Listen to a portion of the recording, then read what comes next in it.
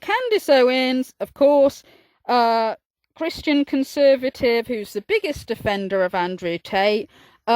She'll let him come on a podcast and lie. She'll lie on behalf of him.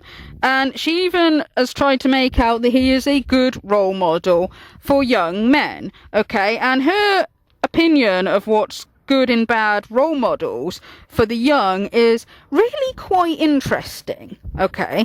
Because Candace Owens has gone on her channel, she has gone on and on and on and on about how she thinks that Taylor Swift is an absolutely terrible role model for young women.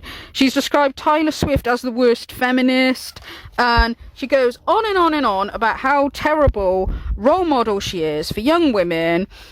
Because she thinks that Taylor Swift acts quite sort of childish, that she acts more like a teenager than an adult woman. And of course, Taylor Swift is like in her late 30s and she's not married, not got any kids and not pushing for family.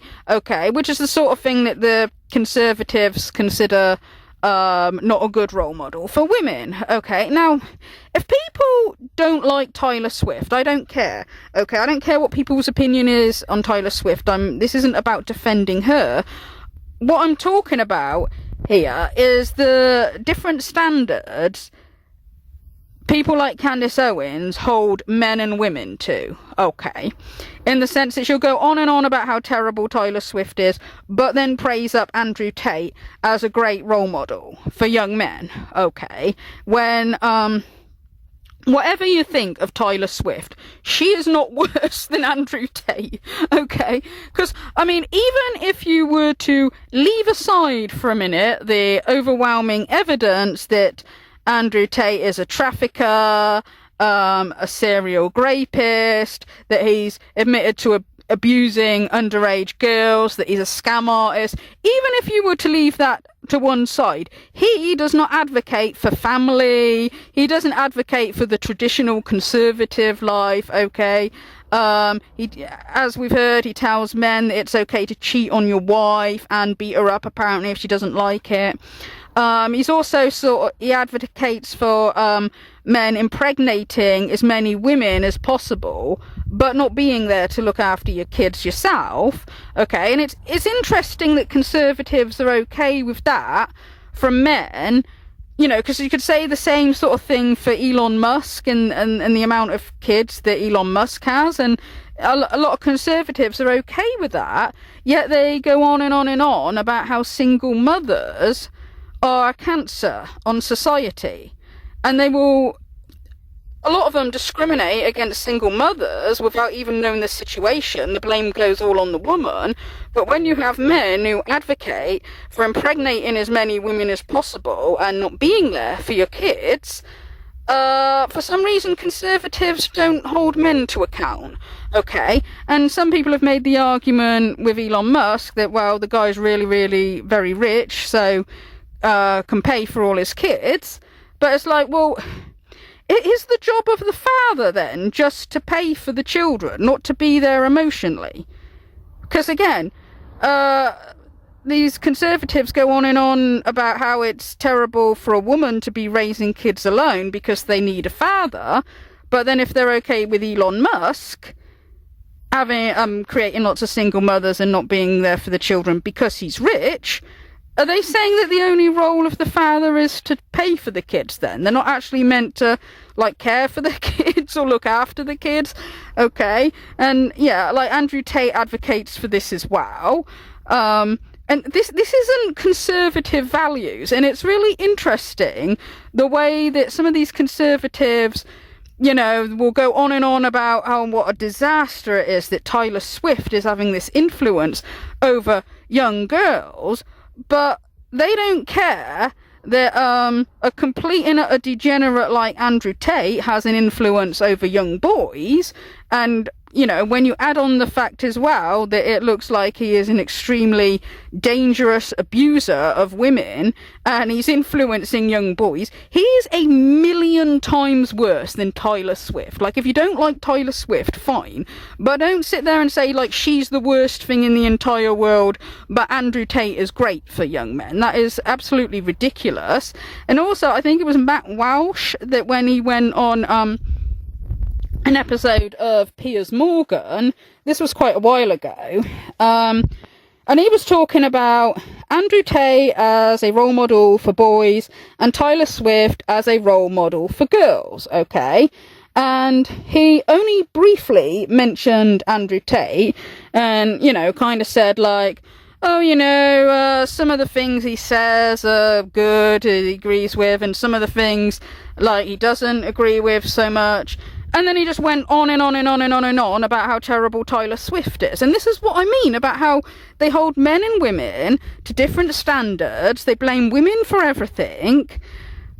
And they'll go on and on about what a terrible role model Taylor Swift is, when Andrew Tate is like a million times worse. Now, I suspect that Matt Walsh probably didn't want to mention the allegations against Andrew Tate because they're not proven yet, and that might be why he didn't bring that up. But like I just said, even if you leave aside the terrible charges that he has, the stuff that he comes out with is not promoting conservative values, okay? So how they can be so opposed to Taylor Swift but not so much Andrew Tate doesn't make any sense. It's like we're allowed to criticize women but not men, or we're horrified by the idea of young, you say like teenage girls getting the impression that it's like okay for a woman to not be married and not have kids and like pursue like a career. They're horrified by that. But the influence Andrew Tate has, like, he's actually brainwashed, not just him, the red pill community, brainwashes young men into hating women, right? And I'm talking about teenage boys, not just, like, adult men that have, like, had some sort of negative experience. I'm talking about teenage boys, like, the guy, who calls himself Murdered with Crayons, who is always exposing Andrew Tate's lies and, you know, shows clips on X of like when Andrew Tate is admitted to like committing crimes and all that. So he's always calling Andrew Tate out. And some people in interviews have like asked him, like, how did he first get into like looking at Andrew Tate and looking at what he's accused of in the first place, right? And that Murdered with Crayons said that it was because he found out his son had been watching Andrew Tate content and it was having an effect on his son. It was making his son, like, disrespectful towards women. Okay. Tate came across my radar during the pandemic. He was exploding on social media at that time, and one of my sons was consuming his content. I was not aware of it and made an offhanded remark one night at dinner about women being stupid, and he wasn't going to listen to what my wife was going to or what my wife was saying. And you can imagine how that played out at the dinner table. I'm not listening to women anymore. Women are stupid, sort of thing. So I had to figure out, where that came from. And I started going down the rabbit hole, and as time went on, it was kind of peeling off layers of an onion. Each layer kind of got worse. First, they ended up getting canceled, then they got raided, then they got arrested, and eventually they got charged. And then there's a group of people who have shared interest in what's happening here and the influence that he has over young men. And we were just sharing information and requesting documents from Romania through the Freedom of Information Act, putting it out there and using their own videos to show where they might be saying something that might not be truthful. And my account just started to get a lot of attention. And here we are having a podcast with you. You have Candace Owens, who, those of you listening who don't know, Candace has went on the offensive for Andrew in some quite disturbing ways. She's married to someone named George Farmer. George Farmer is an old-time friend of Andrew Tate. In an interview, George Farmer says he knew Andrew since before he was Andrew. So they go way back. That leads to a whole bunch of other questions. If you've known Andrew for a really long time, back in his pimping days, what do you know exactly? So Candace has made several videos trying to defend him. She went as far as making an attack video and went incredibly hard on the American victim. So the American victim definitely has a checkered past. This is the type of victim that some of these traffickers prey on. They look for, women who are vulnerable, women who have troubled backgrounds. There was a man who was 54 years old, 52, 54, I believe. He was essentially raping her when she was 15 years old, and another minor. The mother hired a private detective, photographed him through a window, raping the 15-year-old child. He was convicted, sentenced to prison for 24 years. Happened with 2 students. He lost his appeal. Candace Owens made a video trying to defame and slander the American victim, stating that she has falsely accused this man who had been convicted by a court of law and that he should not be in prison. Now, here's the crazy part. She wouldn't say the man's name who was convicted, which is Keith Fox. And she says, because there was a minor involved, I'm not going to say his name. And she would beep out his name. But she said the victim's name over and over and over and over and over again, but protected I'm going to call him a pedophile. Candace Owens made those types of videos, really sticking her neck out, trying to defend him. Can only imagine she's doing that with help of her husband, who's like, yeah, help protect these guys. You have a platform. Patrick Bet-Davids, I don't know why he's doing it. Tucker Carlson, I don't know why he's doing it. We know through a video, Joseph McBride, Tate's U.S. lawyer, his second U.S. lawyer, he says that he's the one who set up the Tucker interview. I don't know if some of them just don't understand the gravity of what's happening because they believe these guys, or if they don't care, or if they just don't know. They're just not paying attention. It makes sense that teenage boys would fall for this whole, we just help people go viral on TikTok. When you're looking at Candace Owens, I mean, she's been around the block. She knows what's going on in a lot of different areas.